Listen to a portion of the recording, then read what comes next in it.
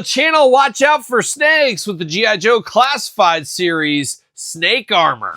Kyle steps up, he's on with the mic, the warrior's heart, ready to strike, revealing heroes from every dimension, each piece of story, a bold intention. Dude's got no charm, just plastic and strife. This isn't a game, it's Kyle's real life. He tears them apart with a fire so bright, every review a battle, every take a fight. See you later, goodbye, what are we doing?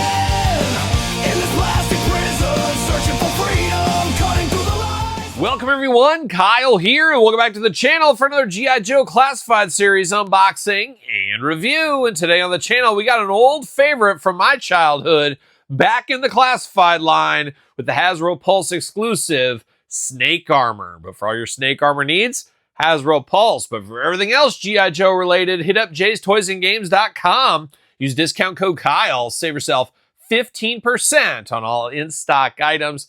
Got to get a deal. Tell them Kyle sent you. And of course, going to do this review like we do all the other reviews on the channel. We're going to take a look at the packaging. We're going to talk about it. We're going to unbox it. We're going to talk about it. We're going to see where it goes from there. And I'll never forget getting this as a little kid. I was probably 4, maybe 5 years old, getting this at a Kmart, and my grandparents bought it for me.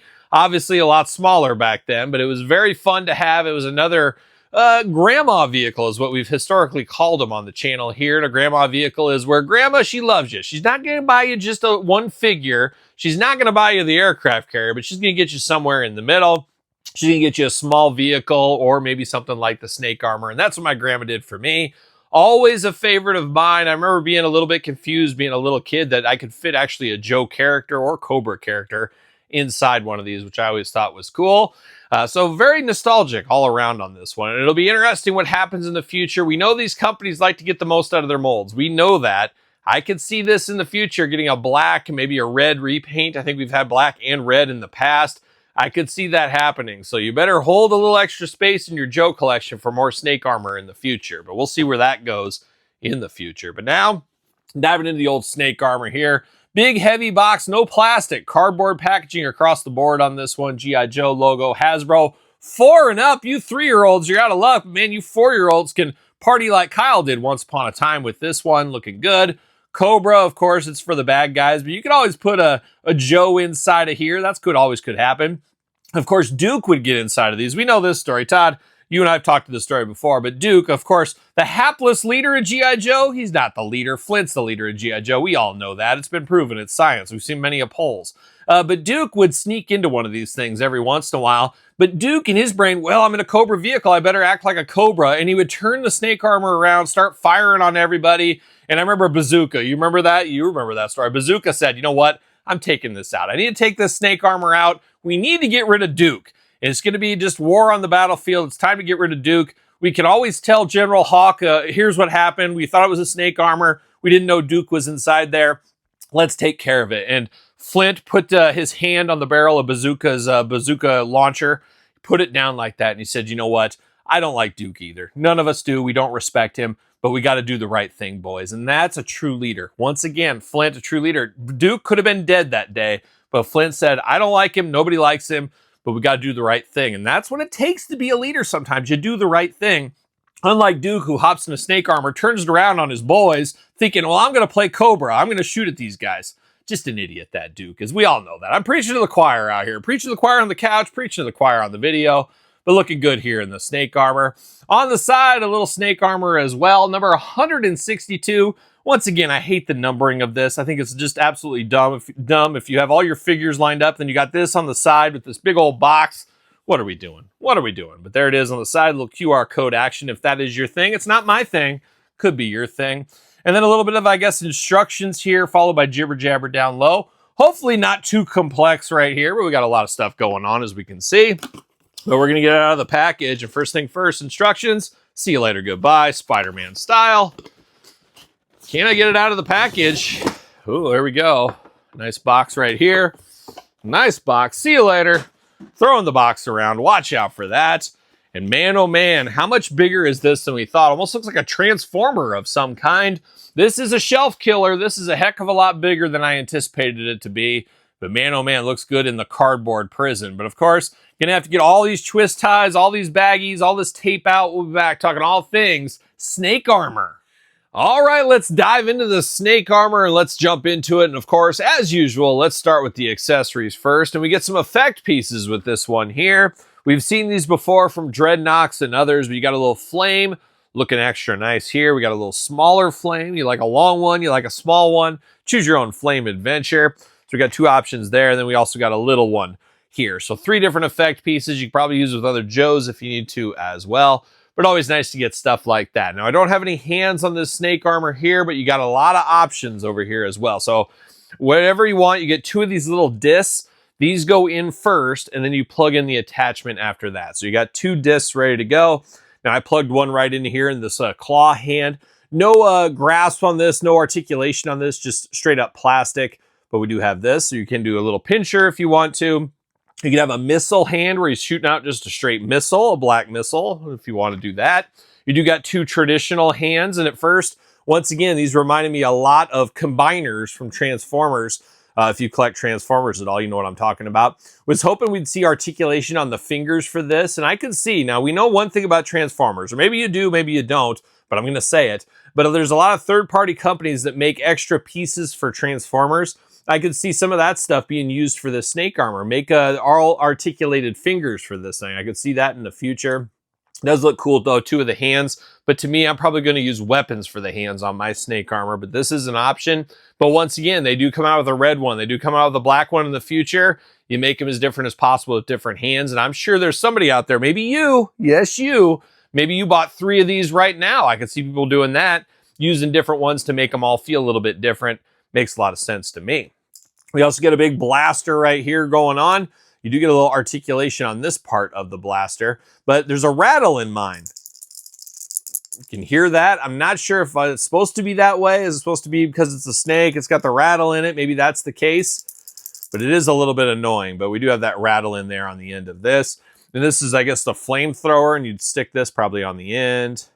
Ugh, there we go. Makes a lot of sense. You're going to mow down some GIJOEs if you want to with something like that. And then last but certainly least here, you got another blaster, I guess. Yeah, I guess it's just a straight up blaster, and you can plug that effect piece right into that if you want to. So he's shooting off some flames, doing all kinds of stuff. Truly a choose your own adventure, as we always say here on the channel. But you got a lot of options for hands, mix and match, move them around, do what you want to do. But now we're diving into the main event. How about that with the snake armor here? And I gotta say, out of the package, first thing I noticed was this didn't feel as heavy and sturdy as I thought it was going to be. I guess in my head, I thought it was going to be heavier. The box was fairly heavy, but I guess that was mostly the cardboard and everything else. Very light, a lot lighter than it looks. And I hate to say the word cheap, but the plastic isn't as strong and durable as I thought. Just touching it, you can feel the difference. If you've collected action figures for a long time, you can feel the differences. Oh, this is a really good plastic, heavy duty. It's going to survive some wear and tear. This feels a little bit, I don't want to say dollar store, but it doesn't feel as sturdy and as thick of a plastic as I was imagining. That being said, I don't see any issues with it. It's not falling apart. It's not crumbling apart or anything like that. So maybe it does work, especially with the price point and everything else. Nobody wants to pay over $100 for this, I don't think. But it is what it is. That was the first thing I noticed out of the package. Now, you had to do some assembly. There was the front chest piece just clipped in very easily. The backpack clipped in very easily. And then both these tanks clipped in very easily. Very easy to put this one together. Didn't even need instructions. You just kind of automatically know where these things are going to go. But we're going to dive into the snake armor right here. Then we're going to start with the head. You got the very big robotic head on this one. Of course, almost like a transformer once again. But you got the big head going there. You got the visor right there. The windshield, I guess we could call it, right in the front. You got that little circle, which I always thought was the nose of the snake armor. Now, the snake armor, when I was a kid, and you guys are probably familiar with it, it basically clasped into 2. So you pull it apart. There was a little little plastic thing you could put in there if you didn't want to have a person in there, but it just clamped together. Same thing with the feet, both of the legs, both of the legs clamped together, and then the arms clamped together. It was pretty cool. Now, when I played with it, I'd blow it up and arms would blow off, all that kind of things. That's what would happen in my wars. Now, this one's similar but different. It does not break apart in the middle or anything like that. The arms don't break apart. You can't put these together as far as the foot go and the legs go. So it is similar but also different, and it's obviously a modern take, a little bit more modern. The old school one, very stubby. This one's still stubby, but a lot more articulation than the original one. And I guess diving into it here, so we got the head, the robot head. Now the midsection is where the action is. This is where a lot of people are looking for the value on this one. Now the head flips right back like so. You flip it very easily. This part that you have to assemble lays down very easily. Now you do get some computer outreach, all that kind of stuff. You do get a little bit of ladder going up here so you can climb inside the apparatus. So we do have that going on. Now we do got these little pieces, shoulder gauntlets, whatever you want to call them. Those do unplug, so you can move those out of the way as well. So all that plugs back in, plugs out. Then you get a seat, a pilot's chair in here. You got red for Cobra, got the Cobra insignia on it. You got 2 joysticks on each side here, and both have articulation on them. You got computer monitor readouts inside there. There's a lot going on. Of course, if you're piloting one of these things, it feels weird to say driving or piloting. I don't know what you call it, but I'm going to call it piloting. You're piloting one of these, you want to have the joysticks to do all the arms, all that kind of stuff. Almost like a Zord from Power Rangers is almost what it feels like in some ways. But very cool here. Now, who are you going to put inside of here? Now, as a kid, for me, I rarely put anybody inside the snake armor because I used it as a separate figure. The more figures, the bigger the battle, the bigger the war. That's how I usually used it. Same thing here. Of course, it's one of those things. You have this all closed up. How do you know there's a figure in there? There could be or there couldn't be. So to me, I don't display this with a figure inside of it. It's just going to be lone because, once again, why put a figure in there? Is a figure in there? Is it not? It's like it doesn't exist. If you find out where my headspace is with this one. But I do like having the option here. Of course, there's figure photographers out there for the Joe line. Love stuff like this. You got a guy climbing into here, sitting into here, whatever you want to do. That being said, Road Pig, Nemesis Enforcer, anybody that's big and has a lot of stuff going on, they are not going to fit in here. Now, I did get one of these Cobra officers right here. You can stick him in there if you need to. Very tough to get in here, though. You got to play it around, finagle it around, make sure you line up the feet, line up the back, line up everything. You got to get the articulation just right. Squeeze him in over the head, of course, but you can lock a figure up inside of there if you want to. Now, to me, once again, the Major Bloods of the world, Cobra Commanders of the world, they're not going to be dancing around with one of these things. It's for a Cobra Trooper, a Cobra Officer, somebody like that, or maybe a Cobra Bat. Can they teach them to do that?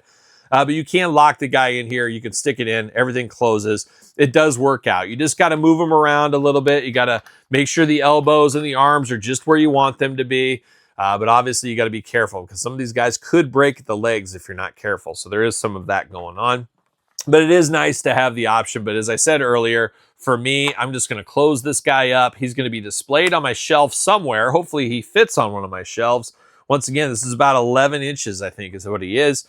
But I'm going to display it like this, of course. That's what I'm going to end up doing. But now, diving into the rest of this guy, I got Snake Danger, a throwback to the old one. M7 right there on the front. You do got some handles on the side here. Of course, you're climbing into this. You need some places to grab a hold to. You got the Cobra insignia over here. You got a very interesting white color, almost white, dirty gray. Of course, this is a thing that's seen battle a time or two. Don't think they're taking this through the car wash very often over there at Cobra, but it does look good. Now, on the back here, you do got these jet propulsion things. I mean, maybe you can pretend he flies. I guess you could do whatever you want to do. Caution jet fuel, so it makes a lot of sense. Got that backpack, got the cylinders in there. I wonder, let me see, does any of this connect back here? No, it doesn't. I was thinking maybe some of this stuff connected. I would not be opposed. Maybe it does. No, nothing does. Would have been nice to have connector ports back here to maybe store the pieces we weren't using, or maybe in the back of the arm or something. Just to have a little extra storage would have been nice, but not in the cards, it apparently looks like. But on the back, it does look good. You got the caution on here. No stickers to apply. That's a nice change of pace from the original as well. Now, you do get the arms and the legs both kind of pull out a little bit. As you can see, they pull out. When you're pulling everything up, you can pull it out, push it back in if you want to. Same thing on the legs if you want to, back and forth. Now, the arms, they do go all the way around for us, right, like so. You do got a nice ratchet elbow. You do get side to side a bicep swivel. Do robots have bicep swivels? I guess this one does. Waist articulation, yep, it's in there. You do get the legs that go up for the big boot. The big snake armor boot, you got to watch out for that one. We do got a knee, a little bit of movement there. No real side to side. You do get up and down at the ankles. Some movement there. You got some big holes in the feet. Not going to fit on any stand I know of. but looking good. There is some articulation with this one, as we can see here. So nice to have it, and I guess you don't want it too heavy of a plastic, too big and too ratchety. It would really drive the price point up, as you can imagine. But for what it is very cool. It is iconic. It is nostalgic. It's not going to be my favorite thing from G.I. Joe. It's not what I think of when I think of Cobra vehicles and what Cobra's up to. It's not top of the house for me, but it is a cool idea. I'm glad we got it in the Classified Series line. I fully expect to see repaints of this in the future. They're not going to do just a one-and-done mold with this one. I fully expect a red one, a crimson one, maybe a Python Patrol one. Who knows where it could go in the future, but get your wallets ready if you want more of these. But I'm not opposed to more, but it is what it is. I hope they space it out. For once this one's sold out, you can't find it. It's really expensive on the aftermarket. Maybe that's the time to bring out the Python Patrol or whatever one may be after that. That makes a little bit more sense to me. Maybe you as well. Shout it out in the comments. But there it is. The snake armor, ready to go, straight off Hasbro Pulse, straight off the truck. What's your guys' thoughts on this? Is this a must-have for you? Is this a pickup for you? Is this something you need in your collection? Let me know in the comments down below. And of course, you made it this far. Don't forget to like the video. Subscribe to the channels. I got 2 YouTube channels with content every single day. Make sure you do subscribe to them. Appreciate all the support of all of the things we're doing here between the channels.